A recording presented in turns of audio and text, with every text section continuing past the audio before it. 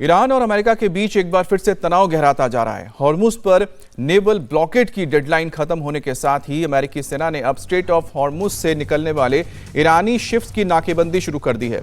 इस ब्लॉकेड को लागू करने के लिए अमेरिकन नेवी के 15 वॉरशिप स्ट्रेट ऑफ हॉर्मुज के ईस्टर्न इलाके में तैनात हैं। प्रेसिडेंट डोनाल्ड ट्रंप ने साफ कहा है कि अमेरिका ईरान से तेल लेकर रवाना होने वाले टैंकर्स को रोकेगी। इस्लामाबाद में ईरान के साथ बातचीत नाकाम होने के बाद ट्रंप ने स्ट्रेट ऑफ हॉर्मुज से निकलने वाले ईरानी टैंकर्स की नाकेबंदी का ऐलान किया था। अमेरिका की इस नाकेबंदी के जवाब में ईरान ने भी कहा है कि अगर उसके पोर्ट्स को नाकेबंदी से नुकसान पहुंचा तो फिर वो मिडिल ईस्ट के किसी भी देश के बंदरगाह को नहीं बख्शेगा।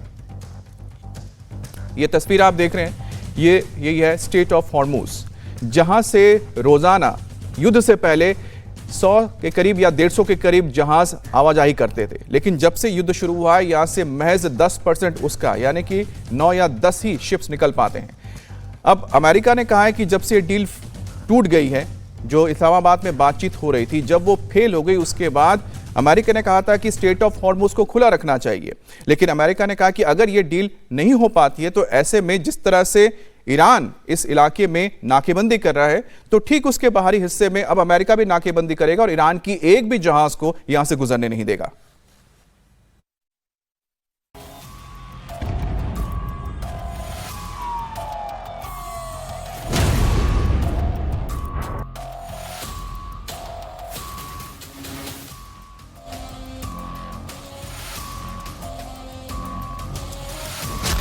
इस्लामाबाद वार्ता फेल, हॉर्मुज में फंसा तेल। ईरान युद्ध का नहीं निकला समाधान, फिर होगा घमासान।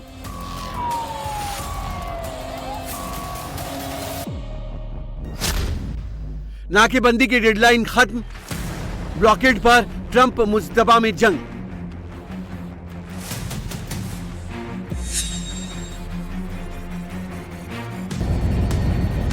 ईरान युद्ध में पाकिस्तान के जरिए शांति की नाकाम कोशिश के बाद एक बार फिर अमेरिका और ईरान के बीच तनाव गहराता जा रहा है।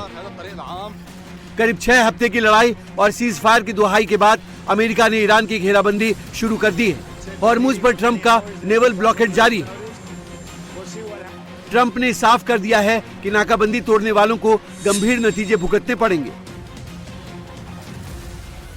हॉर्मुज में नेवल ब्लॉकेड को लेकर कड़ी चेतावनी देते हुए ट्रंप ने ट्रूथ पर लिखा कि इस नाकेबंदी को जो भी जहाज तोड़ने की कोशिश करेगा उसे समंदर में ही उड़ा दिया जाएगा। It's going on. Right now there's no fighting. Right now we have a blockade. They're doing no business.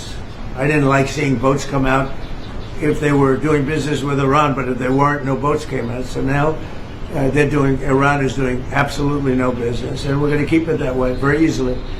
Don't forget, their Navy is gone, their Air Force is gone, their anti-aircraft is gone, their radar is gone, and their leaders are gone. We can't let a country blackmail or extort the world, because that's what they're doing. They're really blackmailing the world. We're not going to let that happen. एक तरफ Trump Hormuz पर नाकेबंदी कर Iran को challenge कर रहे हैं, तो वहीं ईरान के साथ एक और राउंड की बातचीत का भी प्लान कर रहे हैं। ट्रंप ने उपराष्ट्रपति जेडी वेंस के पाकिस्तान में हुई वार्ता पर कहा कि अमेरिकी टीम ने बहुत अच्छा काम किया है। ईरान में भी कुछ अच्छे लोग हैं जो उनके संपर्क में हैं और डील करना चाहते हैं।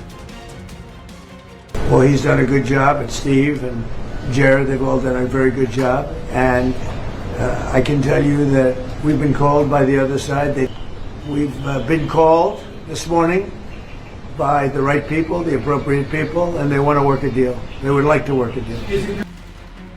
एक तरफ अमेरिका हॉर्मुज पर नाकेबंदी के जरिए दुनिया को मैसेज देना चाहता है कि उसने पीस टॉक फेल होने के बाद ईरान की मनमानी खत्म कर दी है, तो वहीं ट्रंप अब अपने अगले टारगेट को लेकर भी बात करने लगे हैं। सोमवार को ट्रंप ने कहा कि ईरान की टेंशन खत्म होने के बाद वो क्यूबा का रुख कर सकते हैं।